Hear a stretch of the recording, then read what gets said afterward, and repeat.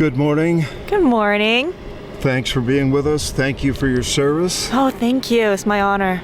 Jan, how did you first get interested in aviation?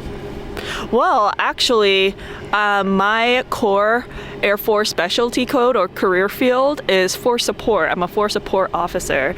All the support officers all the officers on the Thunderbirds are able to wear our show suits or the flight suit because we're on something called aeronautical orders, meaning that whenever a backseat in a D model F-16 is available, then we can hop in the back seat and fly.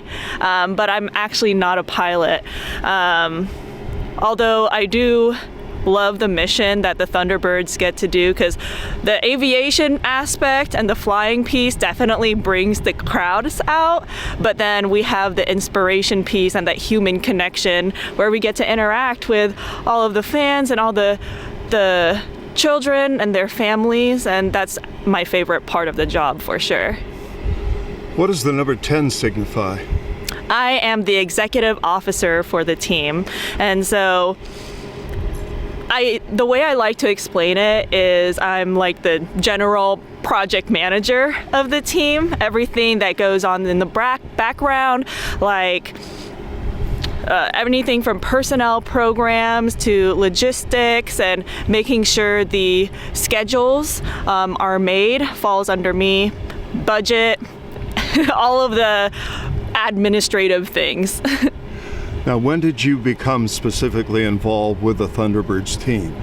Well, it's actually a pretty dynamic and rigorous application process. So all 130 personnel on the Thunderbirds are the outside active duty and Guard and Reserve Air Force. We're regular Air Force members, and then every year about 50% of our team turns over. An application solicitation goes out via our what we call My Vector, and it goes out to all the different career fields, and if you're interested, everyone gets it and you can apply.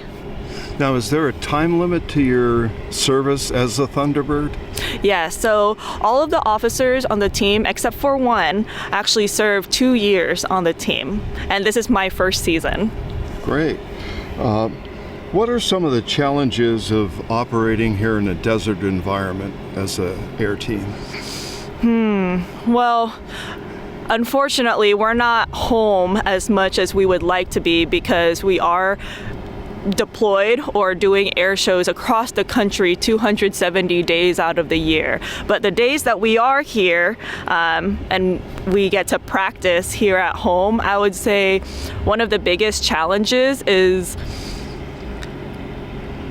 maybe that Nellis Air Force Base is a very active airfield, and so we have all of our different brothers and sisters who we need to schedule the airfield with while we're here.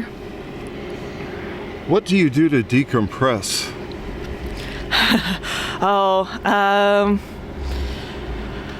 I love reading. A lot of my hobbies are tennis, pickleball is a new thing. Okay. Yes.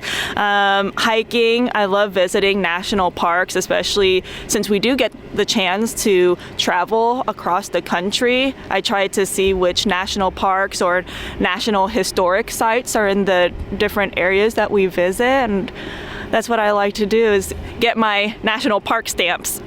Now, what's it like up in the air during a show? Oh, it's one of the most amazing, exhilarating, and scariest experiences I've ever had in my life. Like I mentioned before, I'm a force support officer by trade, so the first time that I've ever been in a fighter jet was when I was riding in the back seat of Thunderbird number 4's jet during a practice air show. And when we are first at the end of the runway about to take off, and Thunderbird 1 boss, when he says over our communication speakers, he's like, "Burners now," and that's when the planes start accelerating and you're going like maybe 300 miles per hour. You see the ground starting to get smaller and smaller. You don't feel that wind because, of course, we have the canopy, but you know the pressure is pushing against your body and you know you're going really fast. It's like riding the best roller coaster you've ever been on in your life.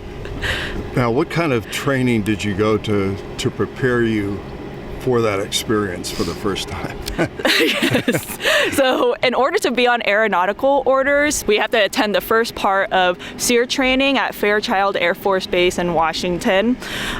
We also need to attend parachute training and go through a egress brief. All emergency checklists that hopefully you don't need, but you have in your back pocket in the circumstance that you do need to apply it. Okay, Jan, again, thank you for your service and for your insight on the Thunderbirds and for speaking with Vegas Plains Live this morning. Oh, it's my absolute pleasure. Thank you so much for having me. Thank you again.